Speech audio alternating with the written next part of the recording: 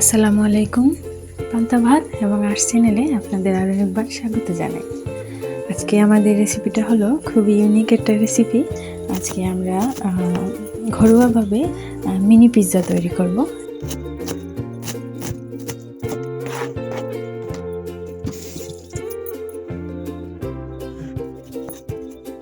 তো চলো দেখে নিই আজকে আমাদের রেসিপিতে কী কী লাগছে।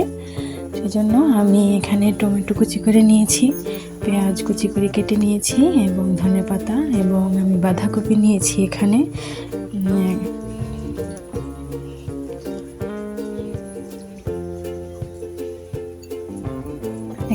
আমার 2টা ডিম লাগবে। আমি এই ডিমগুলোকে ফাটিয়ে নিয়ে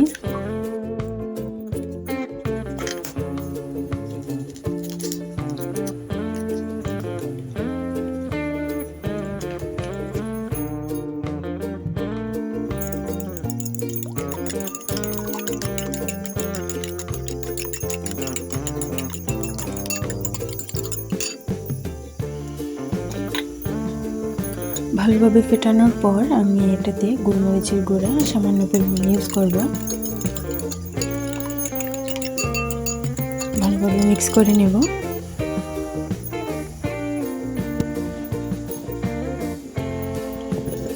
এবার আমি রুটির ডো বানানোর জন্য এখানে আটা নিয়ে নিচ্ছি। আমি অ্যারাউন্ড 5-6টার মতো রুটি বানাবো, তাই আমি এখানে সেই অনুযায়ী আটা নিয়ে নিচ্ছি। এবং এখানে আমি লবণ দিয়েছি আটাতে, এবং যেহেতু এটা একটা ন্যাচারাল প্রিজারভেটিভের কাজ করে, তাই লবণটা একটু হলেও দিবেন। আর এখানে আমি উষ্ণ গরম পানি দিয়ে একটু একটু করে ডোটা বানিয়ে নিচ্ছি। এবং এখানে একটু পরিমাণ ভেজিটেবল অয়েল ইউজ করেছি।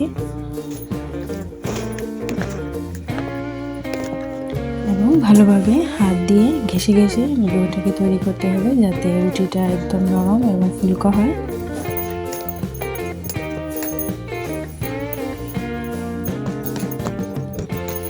যে কোনো রুটি বা পরোটার ডো বানানোর ক্ষেত্রে হাতের চাপ এটা অনেক বেশি ডিপেন্ড করে। আপনি যত চাপ দিয়ে দিয়ে ডোটা রেডি করবেন, আপনার রুটিটা তত নরম আর ফুলকো হবে। এখানে আমি আমার 6টার মতো রুটির জন্য ডো আলাদা করে নিয়েছি। এখন আমি স্কোয়ার শেপে রুটিগুলো বেলে নিব। এই মিনি পিৎজার সাথে আমরা কিভাবে রুটি স্কোয়ার করতে হয় সেই টেকনিকটাও শিখে নেব। আমরা অনেকে আছি যারা রুটি স্কোয়ার করে বলতে পারি না। এখানে আমরা প্রথমে রুটিটাকে গোল করে পাতলা করে একদম পাতলা করে রুটিটাকে বেলে নিব।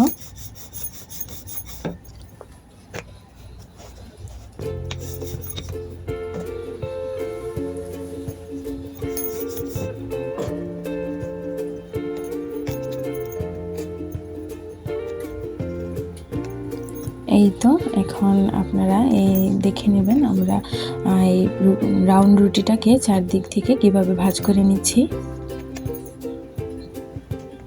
আমরা স্কোয়ার একটা শেপ দিয়ে নিচ্ছি এটাকে, যাতে এটা স্কোয়ার রুটি যেহেতু হবে, যেহেতু সুন্দর করে একটা শেপ দিয়ে নিচ্ছি। এই যে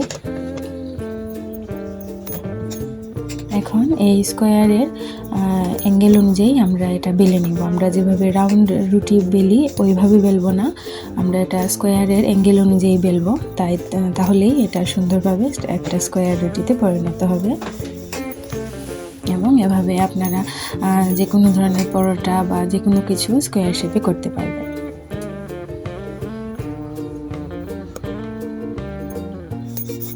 এই তো আমার রুটিটা একদম স্কোয়ার শেপে হয়ে গিয়েছে।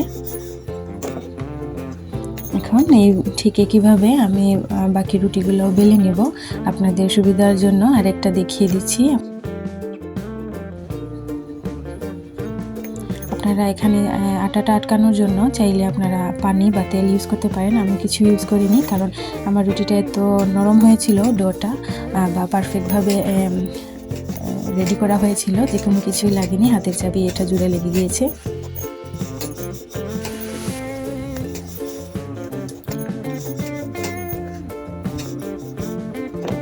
এই তো হয়ে গেল আমাদের স্কোয়ার শেপ রুটি।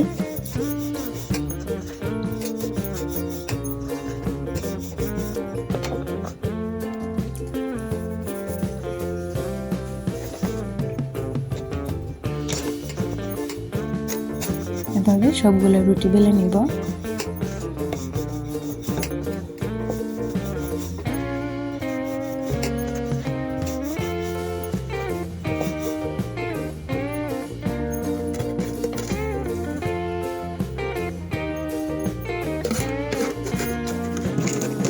এই তো আমাদের রুটি বেলার পালা শেষ। এখন আমরা এই যে টমেটো, ধনেপাতা আর পেঁয়াজকে ভালোভাবে আমরা লবণ দিয়ে মাখিয়ে নেব।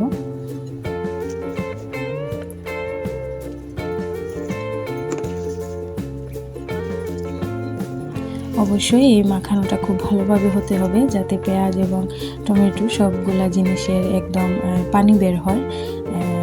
পর্যায়ে আপনারা বাঁধাকপি অ্যাড করে দিবেন এবং আপনারা চাইলে এখানে একটু মেয়োনিজ অথবা টক দই অ্যাড করতে পারেন। আমার বাসায় ওইসব ছিল না, তাই আমি অ্যাড করিনি।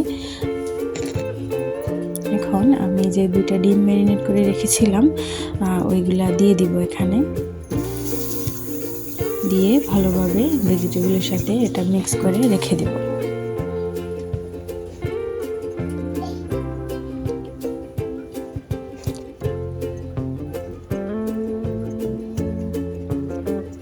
প্রায় 10 মিনিট আমরা একটা রাখার পর এখন আমরা মেন পার্টে চলে এলাম। এখন আমরা রুটিটাকে নেব এবং রুটিটার বোথ সাইডে আমরা ডিম, মেক শিওর আপনারা বোথ সাইডে ডিমটা ভালোভাবে লাগবে, রুটিটা ভিজবে ডিমের সাথে। এবং উপরের সাইডে একদম পিৎজার মতো সবগুলো ভেজিটেবল আমরা বসিয়ে দেব হাত দিয়ে, কারণ এটা নিজে নিজে বসবে না, আমরা হাত দিয়ে সুন্দর করে এটা বসাই দিতে হবে। আর এই জন্যই মেবি এর নাম হয়েছে মিনি পিৎজা।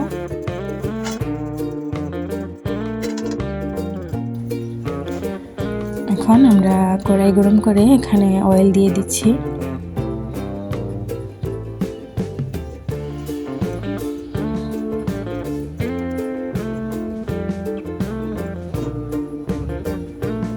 এই তো তেল গরম হয়ে গেলে আমরা এটাকে আলতোভাবে তুলে এনে এটাতে তেলে দিয়ে দিব এবং এই পর্যায়ে আমরা সুন্দর করে একটা শেপ দিয়ে দিব এর উপরে।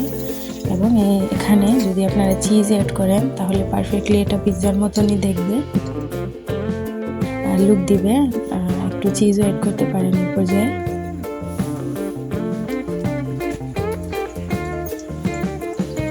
এরপরে চুলার ফ্লেমটা মিডিয়াম লোতে রাখবেন, যাতে আস্তে আস্তে করে রুটিটা কুক হয় এবং ভালোভাবে ভেজিটেবলগুলোও কুক হয়। মিডিয়াম লোতে রেখে আস্তে আস্তে এটা কুক হতে দেবেন।